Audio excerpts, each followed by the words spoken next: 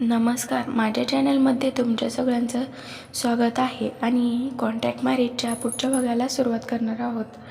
Makeup झाल्यावर आरामात सोफ्यावर बसून मनोज आणि मिस्टर रायजादा यांची वाट पाहू लागली. आता तिला बसून साधारण 15 मिनिट झाले असतील. तेवढ्यात रूममध्ये खूप गरमी व्हायला लागली होती.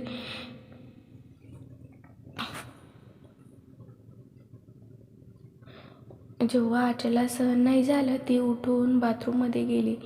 तिथे जाऊन सिगरेट पिऊन स्वतःला शांत करू लागली.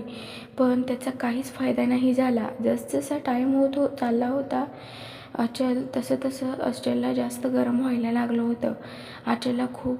आचल खूप लहान मुलगी नव्हती. तिला या फील्डमध्ये येऊन खूप टाईम झाला होता आणि ह्या गोष्टीबद्दल तिने खूप लोकांकडून ऐकलं होतं. खास करून स्ट्रगलवाले ॲक्टर ड्रग्सबद्दल जरूर बोलायचे. ही एक वेगळी गोष्ट होती का आतापर्यंत तिला ह्या सगळ्यांचा काही एक्सपिरियन्स घ्यायची गरज नाही आली.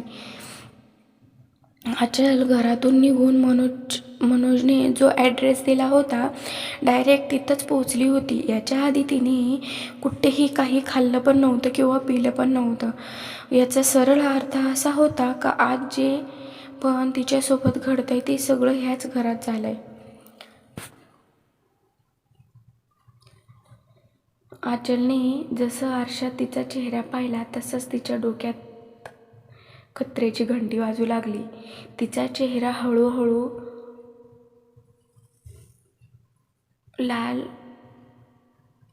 व्हायला लागला होता. थोडा वेळापूर्वी बसून त्यांनी चहा पिला होता. तिने लगेच तिचा कप उचलून पाहू लागली तर एकदम शॉक झाली. आता यांच्यात काही चुकीचं नव्हतं का मनोजने तिला चहाच्या रूपात ड्रग्स पण दिलेला होता म्हणून. पण तिला अजून पण विश्वास बसत नव्हता का मनोज शाश्वतला तिला ड्रग्स देऊन हे सगळं करायची गरज तरी काय होती. आचलला आता मनोजवर राग येत होता. जर कधी रायजादाने त्याला असे काही करायला सांगितलं होतं तरी त्याने एकदा बोलायचं तरी होतं ना. आचल ओपन माइंडेड मुलगी होती म्हणून तिला हे सगळं काही अवघड नव्हतं वाटत. वेळेनुसार कुठल्याही गोष्टीचा समझोता करायला ती तयार असायची.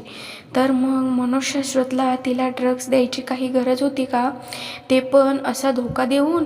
आचल आता स्वतःलाच शोधत होती. तिला आता त्याच्याकडून स्वतःच त्याला शोधू लागली होती. आता तिला त्याच्याकडून उत्तर पाहिजे होतं. तिने तिचा मोबाईल काढला आणि मनोज शाश्वतचा नंबर लावला. मोबाईल स्विच ऑफ येत होता. आचलने रागारागात 2-3 वेळा कॉल लावला तर लागलाच नाही म्हणून रागात तिने मोबाईल सोफ्यावर फेकला. तिच्या मनात आता एवढा राग होता का ह्या रूममधील सगळ्या उचलून आपटाव्या असं वाटत होतं. तिने एक वेळा सगळ्याकडे नजर फिरवली आणि तेवढे तिच्या डोक्यात खटकलं, जर तिने जास्त वेळ बर्बाद केला तर हळूहळू तिची हालत खूपच खराब होईल. नाही, तिला असं बिलकुल नाही करायचं. लवकरात लवकर इथून निघायचं असं तिने ठरवलं. पटकन तिने तिचा हँडबॅग घेतला आणि पटकन दरवाजाकडे जाऊ लागली.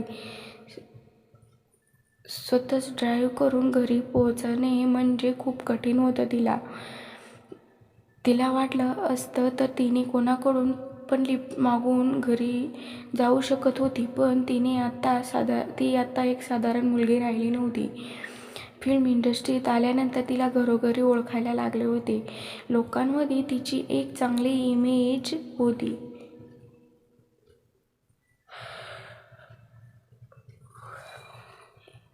आणि ती एवढ्या सोप्या पद्धतीने तिला हे सगळं गमवायचं नव्हतं.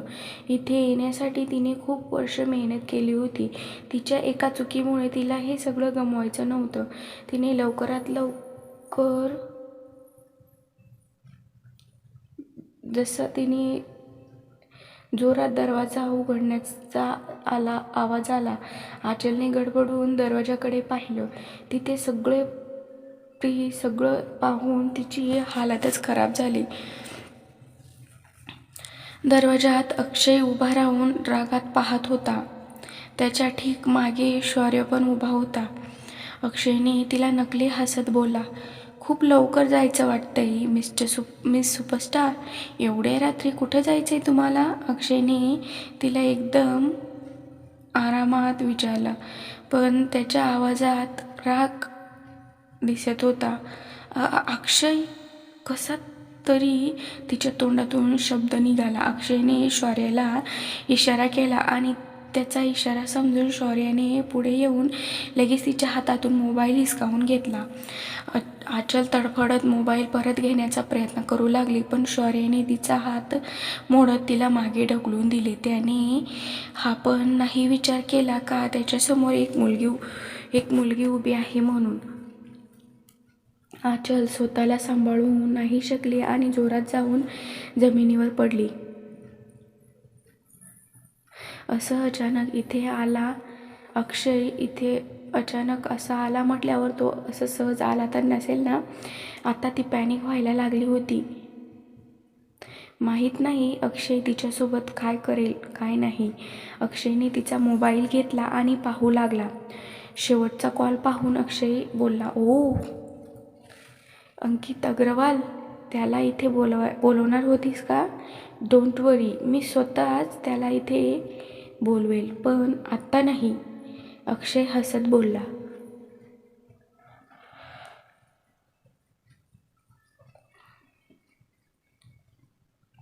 अक्षय आता आचल जवळ गेला होता. त्याला जवळ आलेले पाहून आचल थरथरायला लागली होती. हे हे हे हे हे सगळं काय करतोय तू? आणि जर माझा मोबाईल द्या, माझा मोबाईल पाहिजे, ती म्हणू लागली. आणि अक्षय म्हटला, आणि जर मी दिलाच नाही तर? अक्षयने अजून तिच्या जवळ जात म्हणाला, मला नाही माहिती का तू हे सगळं का करतोय आणि कशासाठी करतोय. तुला जर माझा मोबाईल तुला नसेल द्यायचा तर तुलाच ठेव. बोलत आचल सगळी ताकद लावून उठून उभी राहिली. सॉरी, मला अजून खूप काम आहेत. तुमच्या फालतू गोष्टी ऐकायला माझ्याकडे वेळ नाही. बोलत ती दरवाजाकडे जाऊ लागली, पण त्याच्या आधीच अक्षय तिच्या रस्त्यात येऊन उभा राहिला. कुठलं महत्त्वाचं काम? ओ. अक्षयचं बोलणे ऐकून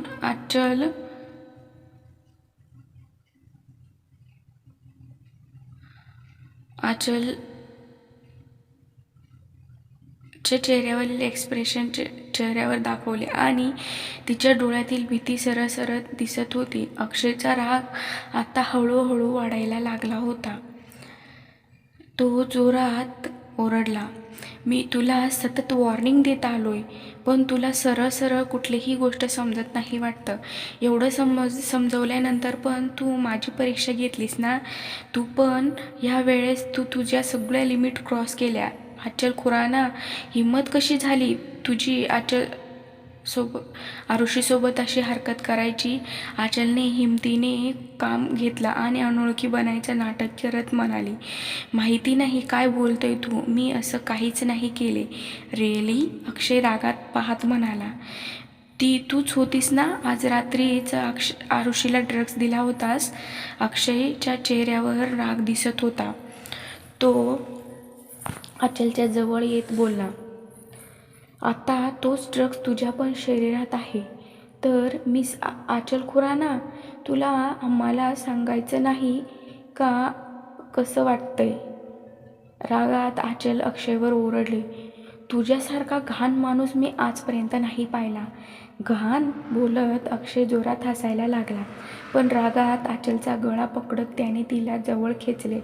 तुझ्यासारख्या 2% मुलीची औकातमध्ये येताना तरी माझ्यासारख्या माणसाला घाण व्हायलाच लागते. अक्षयने एवढ्या जोरात तिचा गळा पकडला होता का आचलला श्वास घ्यायला पण प्रॉब्लेम होऊ लागला होता. ती घाबरून अक्षयला बोलली, काय करतोय तू माझ्याबरोबर? तिच्या डोळ्यात भीती पाहून अक्षयला पण आता खूप बरं वाटत होतं. त्याच्या चेहऱ्यावर एक स्माईल आली होती. ओ डोंट वरी, मी बायकांवर हात नाही उचलत, बोलत त्याने पूर्ण ताकद लावून आचलला एक कोपऱ्यात धक्का दिला. आचल धडपडून पडली. तिला खूप लागलं होतं, पण त्याच्याबद्दल विचार करायला तिच्याकडे वेळ नव्हता. अक्षयने आचलला धक्का दिल्यानंतर तिथे असलेल्या टिश्यू बॉक्समधून टिश्यू पेपर काढून स्वतःचा हात साफ करू लागला, जसं त्याने आत्ताच एखाद्या घाण वस्तूला हात लावले असेल. आचलने हे सगळं पाहिल्यावर तिला अक्षयवर खूप राग आला होता, पण सोबतच तिला भीतीही वाटत होती. काय पाहिजे आहे तुला? अक्षय तिने थरथरत विचारलं. अक्षयने आचलकडे असं पाहिले का तिने आत्ताच कुठला जोक ऐकवलाय असेल. काहीच नाही, तू मला काय देऊ शकतेस?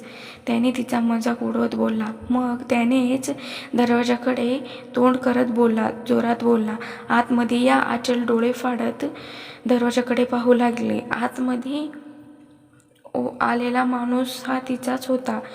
तोच वेटर होता ज्याने आचलने सांगितल्यावर आरुषीच्या ज्यूसमध्ये ड्रग्स मिळवलं होतं. कोण आहे तू? मी ह्या माणसाला नाही ओळखत, आचलने उठून अक्षयला सांगितलं. पण तिला आता उभं पण नव्हतं राहता येत. ती परत जाऊन पडली. अक्षय राठोड, तू जे पण करतोय ना ते गुन्हा आहे. खूप मोठी चूक करतोय तू. रूमचा दरवाजा बंद झाला होता आणि आचलचा मोबाईल आता अक्षयकडे होता. तिला वाचवण्यासाठी कुठलाच चान्स नव्हता. रिअली हे सगळं गुन्हा आहे? अक्षय हसत म्हटला. तू मला धोका देऊन ड्रग्स दिला. तुला माहिती आहे किती मोठी केस होऊ शकते तुझ्यावर? आचलला ठीक बोलता पण नव्हतं येत. अक्षय सोफ्यावर पसरत म्हणाला, रिअली? तर मग मी पण एक गुन्हा तुझ्यावर पण व्हायलाच पाहिजे. आरुषीला फसवून ड्रग्स देऊन तिला हॉटेलच्या रूममध्ये बंद करायला, हो ना? त्याच्यानंतर रागात समोर पडलेल्या टेबलावर हात मारत जोरात ओरडला, बहीण आहे ती तुझी आणि तुझ्यापेक्षा किती लहान आहे तू. अजून तिच्या सोबत असं करायची आधी एक वेळा पण विचार नाही केला? तू रूममध्ये असलेल्या वेटरने जेव्हा अक्षयकडे पाहिले तर तो पण खूप घाबरला होता. तरी पण त्याने त्याचा हात आचलच्या पुढे केला. आचलला आता कुणाची तरी खांद्याची खूप गरज होती, पण तिचे स्टँडर्ड एवढे पण लो नव्हते का तिला एखाद्या वेटरची गरज पडेल. ती रागात त्या वेटरवर ओरडली, हाऊ डे यू, दूर राहा माझ्यापासून. पण आता तिला नशा व्हायला लागली होती म्हणून तिने तिच्या तोंडाला हात लावायला सुरू करून दिले होते. अक्षय तिला टॉन्ट करत म्हणाला, बघ स्वतःला सुपरस्टार समजतेस ना, बघ आता. आचल रागात अक्षयकडे पाहत म्हणाली, याला सांग माझ्यापासून लांब राहायला. कितीतरी वेळा तुला वॉर्निंग दिली होती का आरुषीपासून लांब राहा, पण तू खूप मला लाईटली घेतलंस ना. आणि हो, काय बोलली तू मला? घाण माणूस, हो ना? असं वाटतंय का तुझ्या होणाऱ्या नवऱ्याने तुला काही सांगितलं नाही का मी किती घाण माणूस आहे आणि आरुषीला त्रास देणाऱ्या माणसांना रस्त्यावर आणण्यासाठी कुठेपर्यंत जाऊ शकतो? Let me clear this one last time. माझ्यासोबत पंगा घेतलेल्या माणसाला मी एक वेळा माफही करेल, पण आरुषीला त्रास देणाऱ्यांना मी जिवंत पण नाही सोडणार.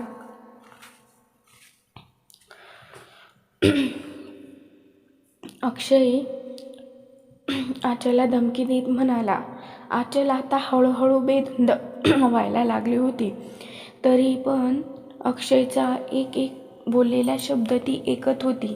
आरुषी अशी कोणीतरी एवढी बाजू घेईल तिला विश्वासच बसत नव्हता. आणि हा तर अक्षय राठोड होता. आरुषीला ती तिच्या पायाची धूळ पण नव्हती समजत आणि हा अक्षय राठोड तिच्यासाठी काय नाही ते करायला तयार आहे. आचल फ्रस्ट्रेटेड होत म्हणाली, काय नातं आहे तुझं ते आरुषीसोबत? तुझ्यासाठी एवढीच माहिती चांगली आहे का परत जर कधी आरुषीला त्रास दिला ना तर तू काही करण्याच्या लायकीची राहणार नाही. रागात आचल म्हटली, तुझ्यासारखा स्टुपिड माणूस मी कुठेच पाहिला नाही. तू त्या 2 कवडीच्या मुलीसाठी माझ्याशी हे सगळं केलं? ती आहे तरी काय? तिच्याकडे नाही घरदार, नाही खायचा प्यायचा ठिकाणा. Look at me, I am best superstar, I am beautiful. मी काय नाही आहे. आणि ती आरुषी आत्तापर्यंत अक्षयचा रागच अनावर झाला होता. त्याने वेटरला इशारा केला आणि वेटरने जोरात आचलच्या एका कानाखाली वाजवली. तिला जरा पण अपेक्षा नव्हती का एक वेटर तिच्याशी असं पण वागेल म्हणून. तिला राग तर खूप आला होता, पण आता माघारी घेण्यातच तिची समजुती होती. म्हणून ती अक्षयकडे पाहत म्हणाली, प्लीज मला जाऊ द्या. मी परत असं कधीच नाही करणार. प्लीज मला जाऊ द्या. पण अक्षयने तिला सांगितलं, सॉरी बट्स टू लेट नाव. आचल चिडत म्हणाले, तुला नक्की पाहिजे तरी काय आहे? Tit for tat. जे तू आरुषीसोबत करणार होती ना, आता ते सगळं तुझ्यासोबत होईल. एवढं बोलून अक्षय रूमच्या बाहेर निघून गेला. त्याने त्या वेटरला तिथेच आचलजवळ सोडलं होतं. तो थोड्या वेळाने कंट्रोल रूममध्ये जाऊन बसला. कम्प्युटर स्क्रीनवर आता तेच दिसत होतं. त्या रूममध्ये आचल आणि वेटर होते. व्हिडिओमध्ये सरळ दिसत होतं का आचल स्वतःला खूप कंट्रोल करत होती, स्वतःवर कंट्रोल ठेवण्याचं काम करत होती. पण ती वेटरकडे जाण्यासाठीही थांबवत शकत नव्हती. शौर्यने व्हिडिओकडे पाहिलं आणि विचारलं, सर आर यू शुअर आपण असं आचलसोबत करायला पाहिजे का? कारण ती एक मुलगी आहे. अक्षय बोलला. हे तिला पण समजायला पाहिजे होतं. ती तर एक मुलगी असून पण एका मुलीसोबत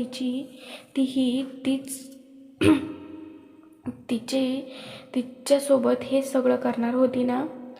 अक्षयचं पण खरं होतं. तो जे काही बोलत होता ते सगळं खरं होतं. अक्षयला एक सनकी बिझनेसमॅन म्हणून ओळखले जायचे. तो लहानपणापासूनच असा होता का त्याच्या लहानपणी एखाद्या वस्तूला कोणी हात पण लावले तर त्याला अक्षयच्या रागाचा सामना करायला मिळायचा. आणि आज तेच होत होता. आरुषी तर त्याची बायको होती आणि त्याच्या बायकोला कोणी हात लावेल हे तो कसं सहन करणार होता. शौर्यला पण आधी आचलबद्दल वाईट वाटलं होतं, पण आज जे पण तिने आरुषीसोबत केलं होतं ते पाहून त्याला पण अक्षयच्या वागण्यात सच्चाई दिसत होती. शौर्यला अजून पण विश्वास बसत नव्हता का अक्षयसारखा माणूस एखाद्या मुलीवर एवढा पण प्रेम करत असेल म्हणून.